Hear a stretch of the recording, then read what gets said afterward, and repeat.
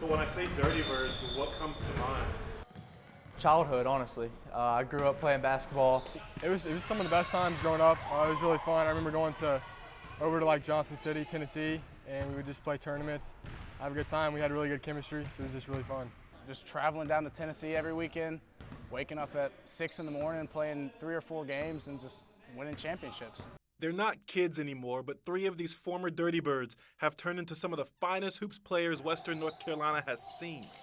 Their coach then, coaching some of them now at Madison High School. We were staying overnight at tournaments, doing things with each other, eating meals, going to parks. That's when their character really stood out. You always hear the yes ma'am, the yes sir. We'd leave a restaurant, they're always cleaning up after themselves without me having to tell them. And their character, even in 3rd grade, 4th grade, 5th grade, their character was amazing. It's the postseason of their senior year.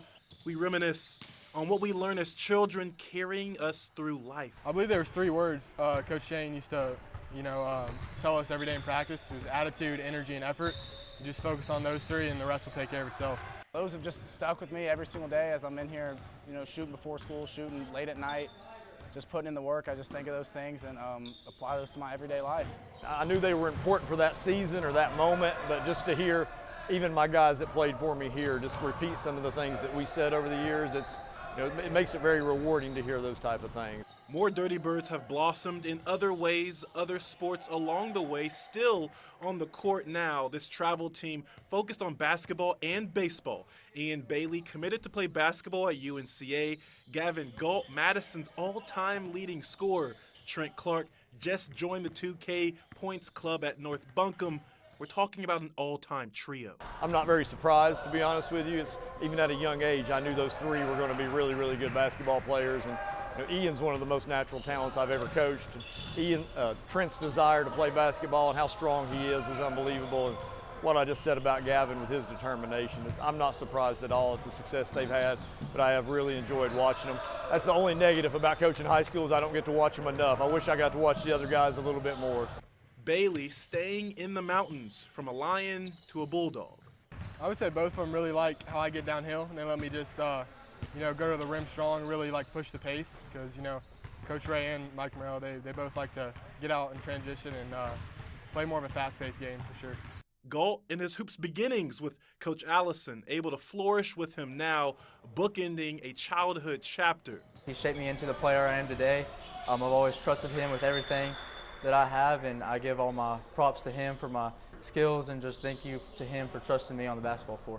Clark able to hit one of the highest markers in scoring 2,000+ points in a high school career. That was an amazing moment. I mean, we were looking at the stats after last year and realized that it could be possible, and that was something I set my mind on and I was determined to get, and I'm just blessed to be in a situation where I can do that and be a part of a select group. Most youth travel ball teams come equipped with all the bells and whistles, many highly sponsored. What the Dirty Birds had, enough bells, enough whistles, but certainly all the heart and the support of parents who just wanted their kids to get the reps in. Just some local small-town kids that had a lot of heart, like Coach Allison would say, but definitely undersized at times and didn't have as much money as others, but we put it together and figured out a way.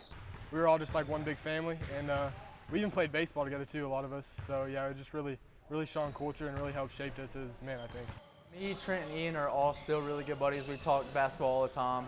We still come and play pickup against each other a lot, and I'll always love those guys like my brothers. And just being able to share the success with them, knowing we all came from one small childhood program, is absolutely awesome. You think about Dirty Bird days, what do you think about it a little bit? Oh, especially the class of 2026.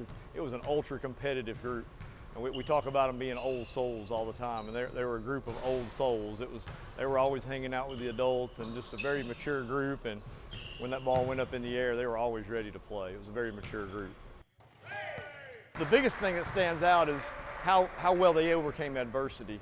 When you're coaching for 10 years, and we coached these guys for 6 years in Dirty Birds, we had so much adversity, whether it was injuries or poor officiating over in Tennessee and all kinds of stuff that we encountered.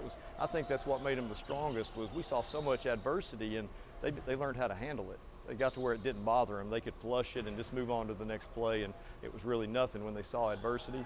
And when I see them play as 18-year-olds, I see the exact same thing.